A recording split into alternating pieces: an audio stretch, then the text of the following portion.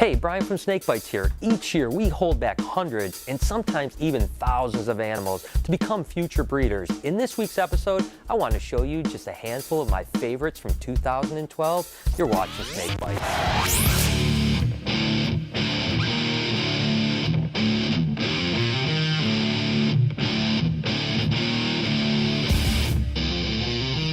When keeping a large collection of snakes like we do, each year I have to not only continue to manage what I have, but think what would be good for the future when raising up. Sometimes it's just a matter of replacing older animals, and sometimes it's a matter of enhancing the groups I have, and even sometimes starting brand new projects that are available. Take for instance this albino rosy boas. Now I've worked with rosy boas in the past, but I've always really enjoyed the albinos, so we finally got a handful of albino rosy boas to add to our growing group. You guys know how much I love corn snakes, and I really love the sun-kissed mutation in particular. So we've added a few new sun-kissed mutations this year, and I think that these ultra sun-kissed happen to be my favorite. I mean, they're just really cool because you're mixing an ultra gene, which is kind of a codominant animal when it comes to albinism, and then the sun-kissed gene, and you can see this guy's a little feisty one too.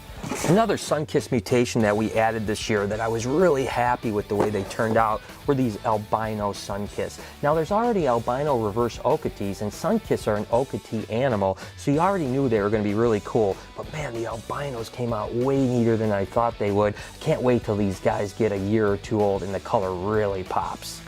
The ultra gene is a really cool gene because it really brightens things up, and this ultra diffused animal really came out neat. Again, I hadn't seen any larger ultra diffused, so I'm not really sure what it's going to look like, but judging by how it looks as a baby, it's going to be breathtaking.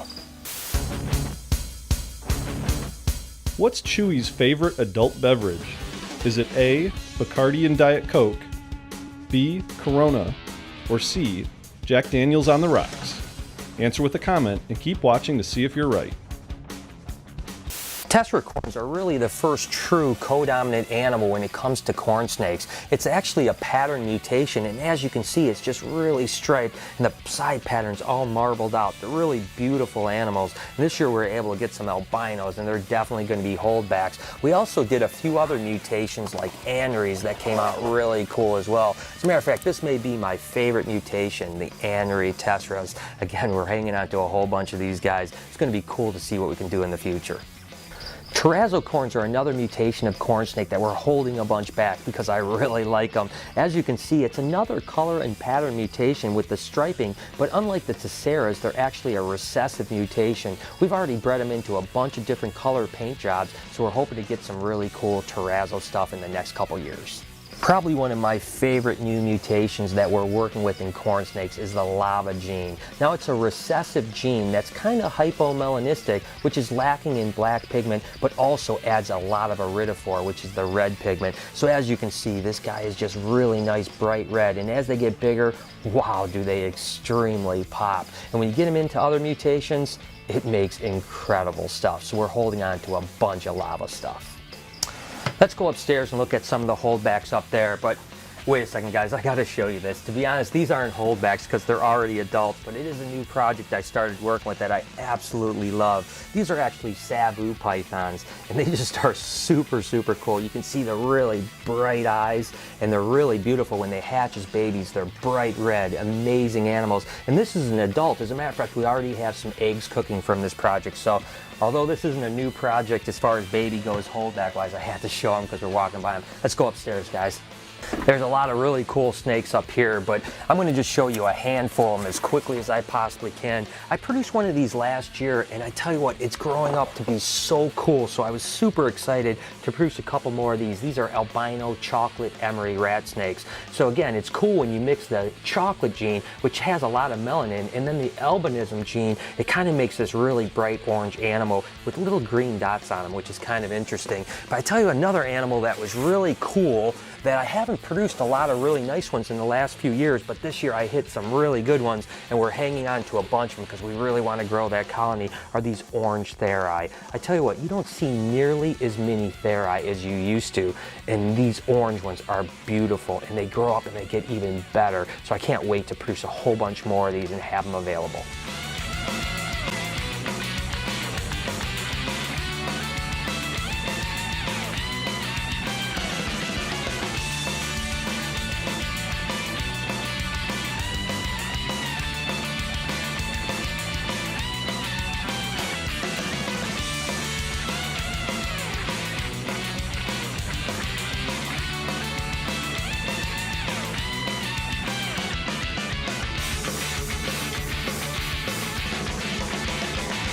I've always been a big fan of the Chinese and Taiwan beauties. I think it's because they're a rat snake that get really big, with the Chinese getting up to 6 foot, and believe it or not, the Taiwan's getting 8 or 9 foot, and they're always just full of energy. So when we produced these albino Chinese beauties this year, I was absolutely blown away. Just look at how vivid the color is and bright, and with that purple pattern coming through, they're really amazing animals. So of course, I had to hold on to a whole bunch of these guys because I think they're going to be a big part of the future hobby. You guys ready to go look at some ball pythons? Let's go do this. Each year I always hang on to a whole bunch of ball pythons for my future project. The truth is, I don't really want to sell any of my ball pythons because I want to keep them all, but there's always a handful that I'm really excited about. I'm going to show you a few of them right now. This fire pin pied probably is one of my favorite snakes that I produced this year. I really love pinstripes and I love pieballs, and when you add the fire gene to it, holy cow does it pop. It's hard to believe that this guy's only about 3 months old. Look at how vivid the color is. It just gets better with age. I really like the red stripe project. It's a codominant mutation in ball pythons, and this year we were lucky enough to produce this red stripe yellow belly. And with all the cool stuff going on in the yellow belly complex, adding the red stripe codominant gene is going to make for a really cool future project.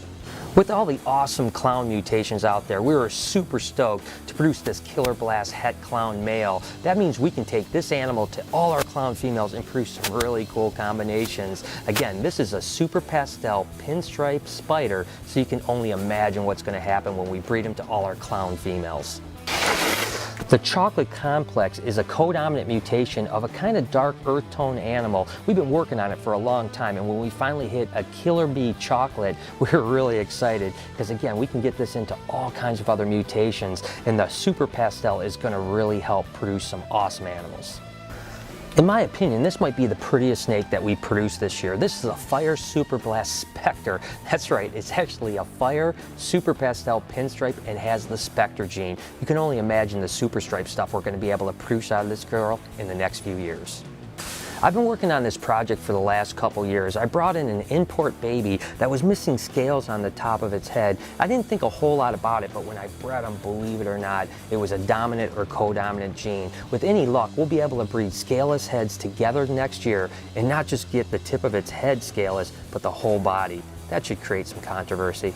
The caramel albino gene in ball pythons has always been something I've been really interested in, and then when we got them into spider and pinstripe, they were really amazing. So of course the next step was to get them into spinner. So this caramel spinner really blew me away and is getting better and better as it's getting older. I think there's a bright future for this thing when we can get it into ghost and some other mutations. Of course, this is a very small sampling of the things I'm setting back for myself to breed in the future, but hey, I had to tease you guys a little bit, right?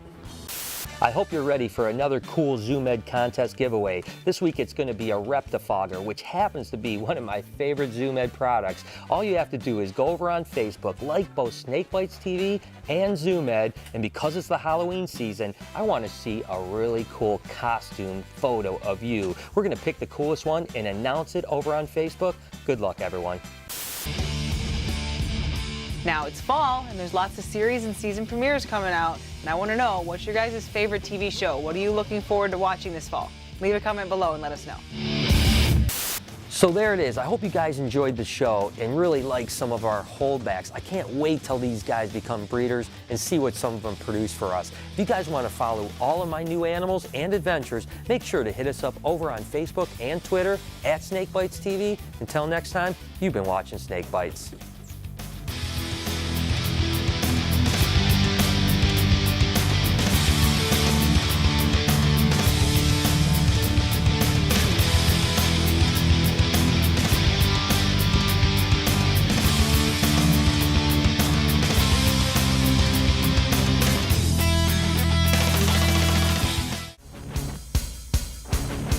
So what is Chewy's favorite adult beverage?